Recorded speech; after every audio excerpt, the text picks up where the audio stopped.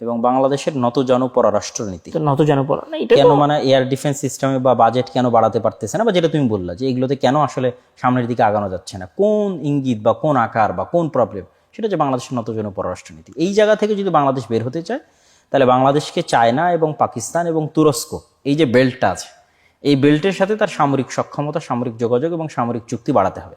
এবং এটাতে আসলে কারো কথায় কান দেওয়া যাবে না, এটা নিজস্ব স্বাধীনতার জন্য এটা জরুরি। এটা কারো কথা কান দিয়ে এটাতে পিছিয়ে না, থাকলে এখানে হবে না। আসলে মানে আমি বলি এটাও আসলে চেতনার সমস্যা থেকে শুরু। মানে আমাদের দেশের মানুষ কেন এটা মনে করে যে ভারত আমাদের বন্ধু, ঠিক আছে, ওকে, ভারত আমাদের বন্ধু, 71-এ ভারত আমাদেরকে সাহায্য করেছে, ঠিক আছে, তর্কের খাতিরে মেনে নিলাম যে ভারত 71-এ আমাদেরকে সহযোগিতা করেছে, তারা আমাদের বন্ধু, ঠিক আছে, অন্ধ হয়েই মেনে নিলাম। কিন্তু এর মানে কি এইটা যে আমরা আমাদের সামরিক খাতে কোনো উন্নয়ন ঘটাতে পারবো না? বা এর মানে কি এইটা যে আমরা নিজেদেরকে শক্তিশালী করতে পারবো না? মানে এই জায়গায় কেন আমাদেরকে ভারতের কথা শুনতে হবে? 71-এ ভারতের পক্ষ থেকে একটা 7 দফা চুক্তি করা হয়েছিল বাংলাদেশের তৎকালীন অন্তর্বর্তী সরকারের সাথে। যে চুক্তির মধ্যে একটা দফা ছিল যে বাংলাদেশের নিজস্ব স্বাধীন সেনাবাহিনী থাকবে না, বাংলাদেশের মিলিশিয়া টাইপ কিছু সীমিত অস্ত্রের ব্যবহারের বাহিনী থাকবে যারা অভ্যন্তরীণ নিরাপত্তা রক্ষা করবে। আর বাংলাদেশের পুরো পররাষ্ট্রনীতি এবং বাংলাদেশের পুরো সামরিক সিস্টেম শান্তির বিষয়টা, নিরাপত্তার পার্শ্ববর্তী দেশ দেখবে। তাহলে যেহেতু ওই সময় থেকে তাদের এই মেন্টালিটি ছিল, সুতরাং এটা তো তারা কন্টিনিউয়াস চাপাতেই থাকবে। এবং সবচেয়ে যে বিষয়গুলো অসন্তুষ্টির যে বিষয়গুলো এসেছে, সেই বিষয়গুলো তো স্পষ্ট যে আসলে ভারত চায় না, আমাদের দাদা বাবুরা চায় না যে আমরা শক্তিশালী হই সামরিক দিক থেকে আমাদের, এবং আমাদের পররাষ্ট্রনীতি স্বাধীন হোক, এটা তারা কোনোভাবেই চায় না। এবং এখানে কথা আসলো, তাই বলি, এই যে আমাদের পাশের মায়ানমার, যদি মায়ানমারের সামরিক খাতের কথা বলা হয়, আমাদের সামরিক খাতে বাজেট হচ্ছে 699 কোটি টাকা, 699 কোটি মার্কিন ডলার। সেখানে মায়ানমারের সামরিক খাতে ব্যয় হচ্ছে 270 কোটি মার্কিন ডলার। মানে তারা আমাদের চাইতে অর্ধেক ব্যয় করে। অথচ আমি যদি নৌজাহাজের কথা বলি, তাহলে মায়ানমারের কাছে নৌজাহাজ আছে 362টা, তার মধ্যে যুদ্ধ জাহাজ আছে 362টার মধ্যে 238টা, আর সেখানে বাংলাদেশের যুদ্ধ জাহাজ আছে 190টা, আর তার মধ্যে যুদ্ধ করতে পারবে এরকম যুদ্ধ জাহাজ আছে 145টা। আমরা যদি রকেট প্রজেক্টের কথা বলি, তাহলে মায়ানমারের কাছে রকেট আছে 580টা, আর বাংলাদেশের কাছে সেই জায়গায় রকেট ছোড়ার মতো যন্ত্র আছে হচ্ছে 70টা। তারপরে আমরা যদি বলি যে বাংলা ট্যাঙ্কের কথা যদি বলি, তাহলে মায়ানমারের কাছে ট্যাঙ্ক আছে 320টা, বাংলাদেশের কাছে ট্যাঙ্ক আছে 320টা, আর মায়ানমারের কাছে ট্যাঙ্ক আছে প্রায় 700টা। এর বিপরীতে সবচেয়ে মজার ঘটনা হচ্ছে বাংলাদেশে আবার সাজোয়া যান, মানে সামরিক বাহিনীর যে সাজোয়া যান, এটা আবার মায়ানমারের চাইতে বাংলাদেশের সংখ্যা বেশি। কিভাবে, কেন, এটা লজিক, মানে কি কারণে বেশি, সেটা আসলে আল্লাহ ভালো জানে। মায়ানমারের যুদ্ধ বিমান আছে, আমি একটু বলি, মায়ানমারের যুদ্ধ বিমান আছে 293টা, আর আমাদের যুদ্ধ বিমান আছে 216টা। ওদের হেলিকপ্টার আছে 80টা, আমাদের হেলিকপ্টার আছে 73টা। আমি এখানে যেটা বলতে চাচ্ছিলাম সেটা হচ্ছে মায়ানমারের সামরিক বাজেট আমাদের বাজেটের চাইতে অর্ধেক। তারপরেও এটা আমাদের চাইতে, যদিও তুলনার জায়গা না, কিন্তু তারপরেও তারা আমাদের চাইতে এগিয়ে।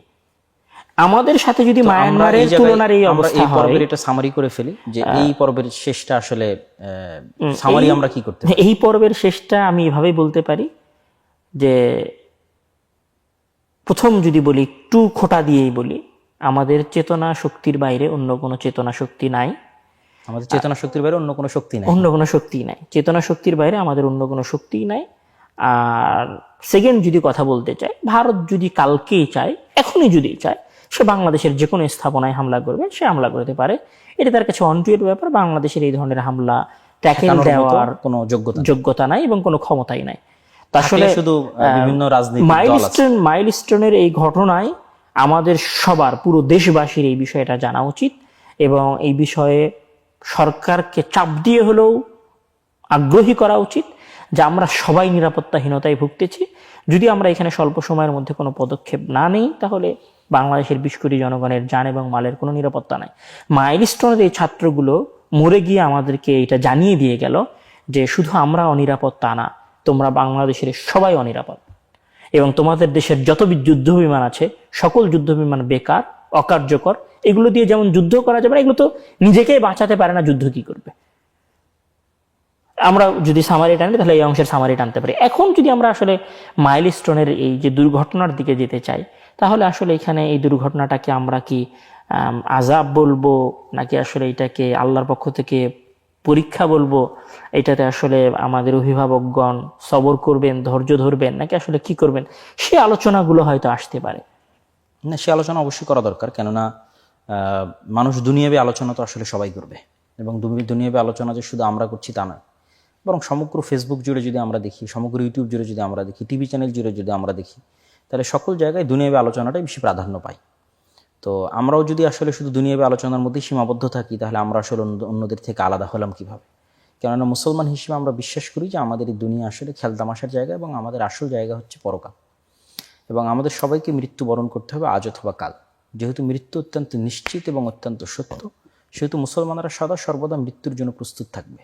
আজকে যদি আমরা মাইলস্টোনের এরকম ছোট্ট একটা ঘটনা এতটা ভেঙে পড়ি, এতটা হাহুতাশ সমগ্র ফেসবুক জুড়ে, তাহলে গাজার শিশুদের আমরা কিভাবে সান্ত্বনা দিব? সেখানে তো প্রত্যেক দিন এরকম শত শত মাইলস্টোনের মতো ঘটনা ঘটতেছে। এখানে যদি 30টা বাচ্চার এইভাবে পুড়ে যাওয়াতে আমরা এতটা হতাশ হয়ে পড়ি, তাহলে এরকম হাজারের অধিক ছোট ছোট শিশু বাচ্চা গত 2-3 বছরে গাজায় মৃত্যুবরণ করতেছে।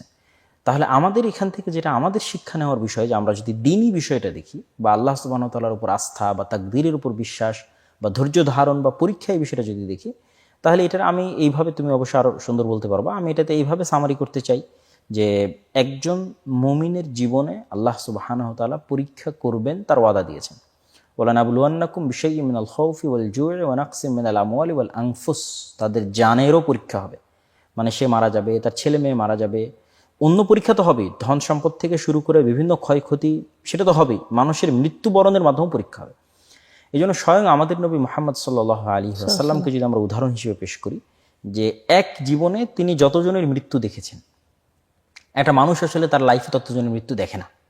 আমরা আমাদের লাইফে ততজনের মৃত্যু দেখি না। যেমন তিনি ছোটতেই তার মায়ের মৃত্যু দেখেছেন, তার বাবা নাই, বাবাবিহীন অবস্থায় বড় হয়েছেন, তার দাদার মৃত্যু দেখেছেন, তার চাচার মৃত্যু দেখেছেন, তার প্রাণপ্রিয় স্ত্রী যাকে তিনি সবচেয়ে বেশি ভালোবাসতেন এবং যে তাকে সবচেয়ে বেশি ভালোবাসত, খাদিজা রাদিয়াল্লাহু তাআলা আনহা, তার মৃত্যু দেখেছেন, এবং তার মৃত্যুর বছরকে আমুল হুজুন, দুঃখ এবং কষ্টের বছর বলা হয়েছে। আর রাসূল সাল্লাল্লাহু আলাইহি ওয়াসাল্লামের ছোট ছোট বাচ্চাও মারা গেছে, যেমন ইব্রাহিম নামে রাসূলুল্লাহ সাল্লাল্লাহু আলাইহি ওয়াসাল্লামের ছেলে ছিল, সে মারা গেছে। যেই দিন ইব্রাহিমকে আল্লাহ নবী কবরে দেন, সেদিন তিনি কাঁদছিলেন, ঠিক আছে, এবং তার চোখ দিয়ে পানি পড়তেছিল, এবং তিনি বলতেছিলেন এটা হচ্ছে রহমতের পানি। তো এই যে তিনি তার ছেলে, তার স্ত্রী, তার পিতা, তার মাতা, তার দাদা, তার চাচা, সকলের মৃত্যু তার লাইফে দেখেছে। তাহলে আমি তো বলতে পারি না যে আমি মুহাম্মদ সাল্লাল্লাহু আলাইহি ওয়াসাল্লামের চেয়ে বেশি ভাগ্যবান, বা আমি তো এটা বলতে পারি না যে মুহাম্মদ সাল্লাল্লাহু আলাইহি ওয়াসাল্লাম যে কষ্টটা ভোগ করেছেন আমি তার চাইতে বেশি কষ্ট ভোগ করতেছি। তো আমি মনে করি যে এই জায়গায় অনেকগুলো হাদিস এবং অনেকগুলো আয়াত শোনানো যাবে। সেক্ষেত্রে একটা হাদিস যদি আমি এখানে তুলে ধরতে চাই, যেটা রাসূলুল্লাহ সাল্লাল্লাহু আলাইহি ওয়াসাল্লাম শুধু সন্তানের মৃত্যুকে সামনে রেখে একটা হাদিস তিনি বলেছেন, যে ইযা মাতা ওয়ালাদুল আবদ ক্বালা আল্লাহু লিমালাইকাতিহি, যখন কোনো বান্দার সন্তান মারা যায়, তখন আল্লাহ সুবহানাহু ওয়া তাআলা ফেরেশতাদের বলেন, কবাজতুম ওয়ালাদা আবদি, তোমরা আমার বান্দার ছেলের জীবন কবজ করে নিয়ে এসেছো? ফায়াকুলুনা নাম, তখন তারা বলে হ্যাঁ, হে আল্লাহ, আমরা আপনার বান্দার সন্তানকে উঠিয়ে নিয়ে এসেছি পৃথিবী থেকে।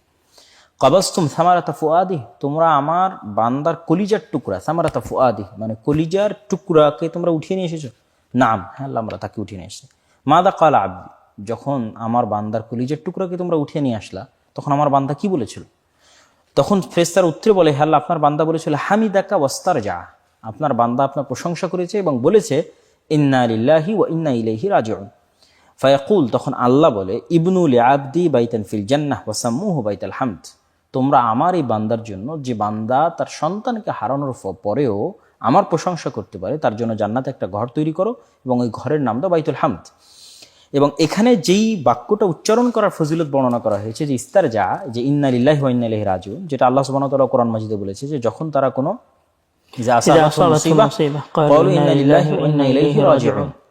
যে তারা যদি কোনো বিপদগ্রস্ত হয়, তারা ইন্না লিল্লাহি ওয়া ইন্না ইলাইহি রাজিউন বলে। এই জিনিসটা আমরা মুখে বলি, ফেসবুকে ব্যবহার করি, কিন্তু এটার গূঢ় রহস্যটা কিন্তু আমাদের জানা নাই। সেটা হচ্ছে যে আমি ঘোষণা দিচ্ছি যে আমি আমার নিজের মালিক না, আমার মালিকও আল্লাহ। তাহলে আমার নিজের জীবনের মালিক যদি আমি না হই, তাহলে আমার সন্তানের জীবনের মালিক আমি কিভাবে হলাম?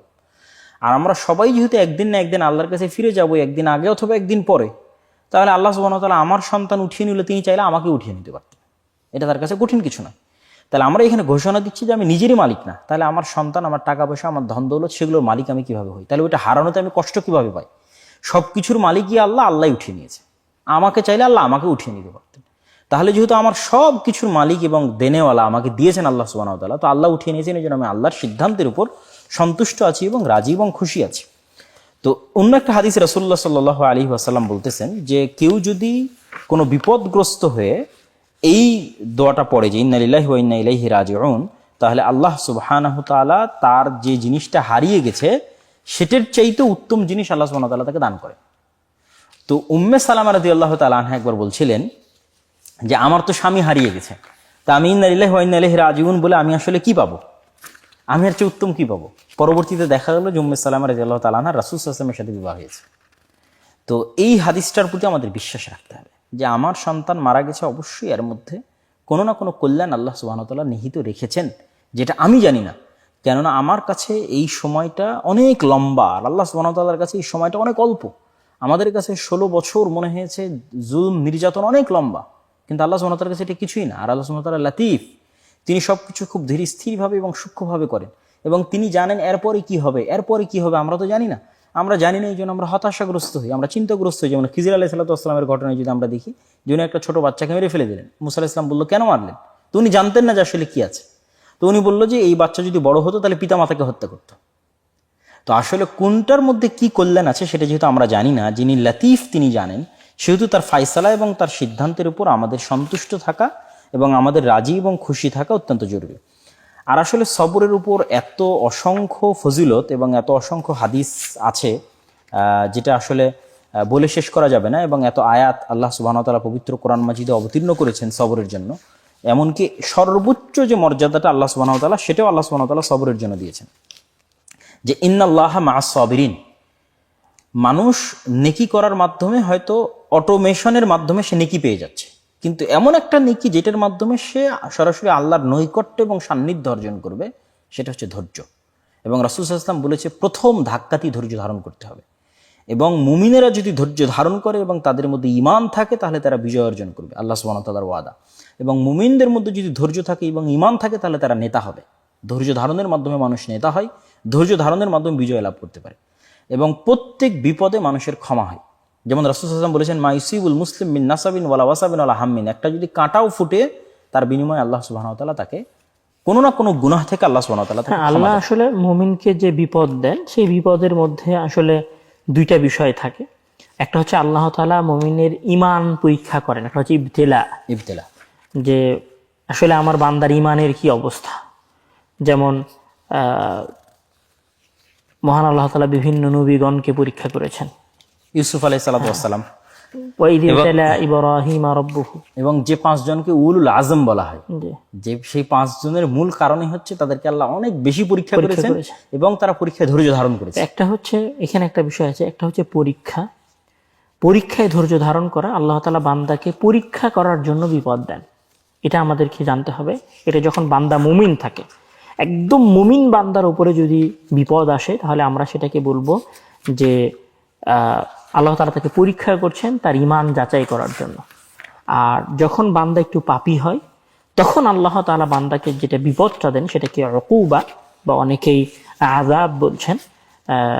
এই উকুবা বা আযাবটা মহান আল্লাহ তাআলা যে কারণে দেন, সেটা হচ্ছে যে বান্দার পাপ মোচন করার জন্য, বান্দাকে গুনাহের রাস্তা থেকে ফিরিয়ে আনার জন্য আল্লাহ তাআলা বিপদ দেন। তো আমরা বলতে পারি যে বিপদটা আসলে বান্দার উপর দুই ভাবে আসে। মানে একটা হচ্ছে মুমিন বান্দার উপরে বিপদ আসে তাকে পরীক্ষা করার জন্য, আর একটা হচ্ছে পাপী বান্দার উপরে মহান আল্লাহ তাআলা বিপদ দেন তাকে পাপ থেকে ফিরে নিয়ে আসার জন্য এবং তার পাপ মোচন করার জন্য। যেই কথাটা আমরা যদি দেখি যে ইবনুল কাইয়িম রাহিমাহুল্লাহ বলছেন, যে উনি যে কথাটা বলেছেন সেটা হচ্ছে আল বালাউ ইয়াকুনু লিল মুমিনি তামহিসান ওয়া রাফআন ওয়াল উকুবাতু তা'দীবুন লিল মুযনিব ওয়াল আযাবু ইস্তিসালুন ওয়া ইন্তিকামুন লিল কাফির। যে আল্লাহ তাআলা পরীক্ষা করেন মুমিনকে তার মর্যাদা বাড়িয়ে দেওয়ার জন্য, আর শাস্তি দেন পাপী বান্দাকে তাকে শিষ্টাচার শিক্ষা দেওয়ার জন্য। আর মূলত আল্লাহ তাআলা কাফেরকে আযাব দেন, শাস্তি দেন। তাহলে আমরা এটা বলতে পারি যে বিপদটা মূলত 3 ধরনের হয়। একটা হচ্ছে পরীক্ষা করার জন্য, একটা হচ্ছে বান্দার পাপ মোচন করা এবং বান্দাকে শিক্ষা দেওয়ার জন্য এবং পাপ থেকে নেকির পথে ফিরে যাওয়ার জন্য।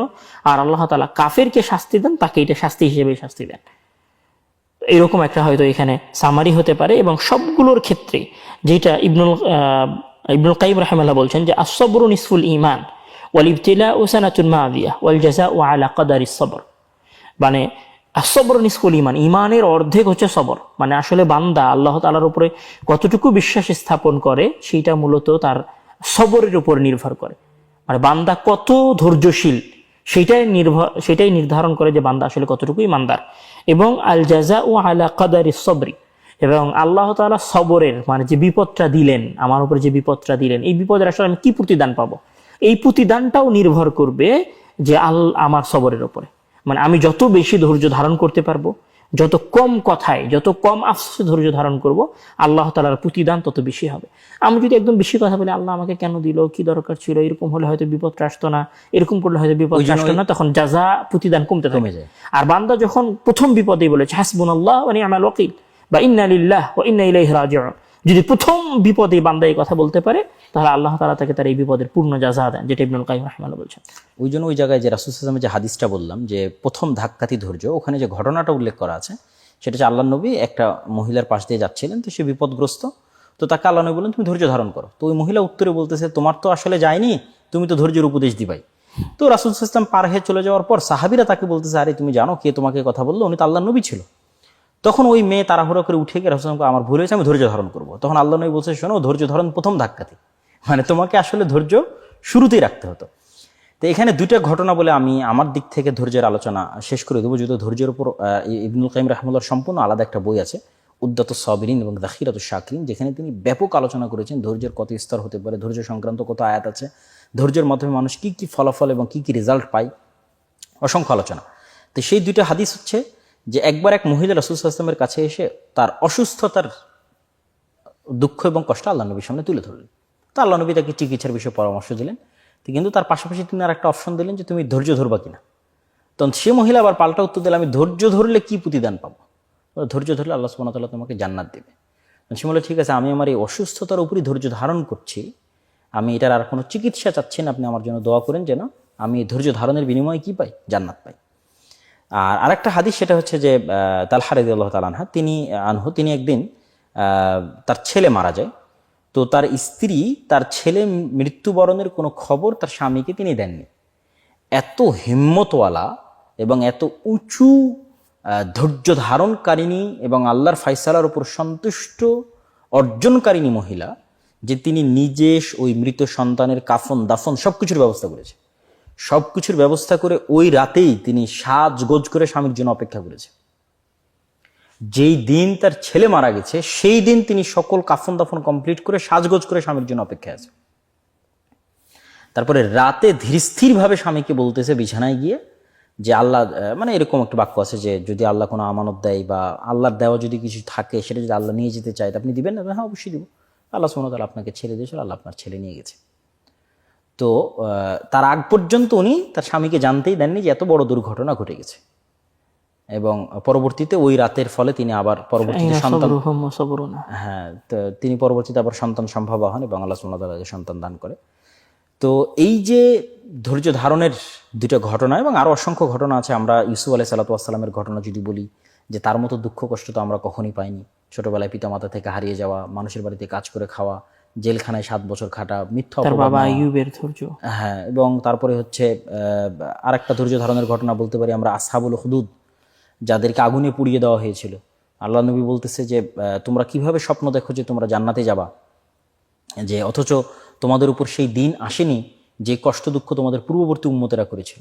তো সেটা কি ছিল, যে ইমানের কারণে তাদেরকে বলা হচ্ছে তোমরা আগুনে পোড়ানো হবে। তখন ছোট্ট একটা বাচ্চা সহ মা চিন্তা করতেছে আমি যদি ইমান ত্যাগ করি তাহলে আমার বাচ্চা বেঁচে যাবে, আর যদি আমি ইমান ত্যাগ না করি তাহলে আগুনে বাচ্চা সহ পুড়তে হবে, তাহলে আমি কি করব? তখন কোলের বাচ্চা বলে উঠতেছে যে আপনি আগুনে লাফ দেন এবং এখানে এটার মধ্যে জান্নাত আছে। এবং কিয়ামতের পূর্ব মুহূর্তেও কিন্তু দাজ্জালের ক্ষেত্রে একই ঘটনা ঘটবে, তার জাহান্নামই হবে মানুষের জন্য জান্নাত। তো এই বিপদ আপদগুলো দিয়ে কিন্তু আল্লাহ মানুষের ইমানকে শক্তিশালী করে এবং মানুষকে খুব পাওয়ারফুল করে। যেমন আমি যদি মনে করি যে গাজার মানুষের উপরে কি বিপদ, তাদের যে পরিমাণ ইমান শক্তিশালী হচ্ছে, তারা দাজ্জালের ফিতনা মোকাবেলা করার জন্য প্রস্তুত হয়ে যাচ্ছে।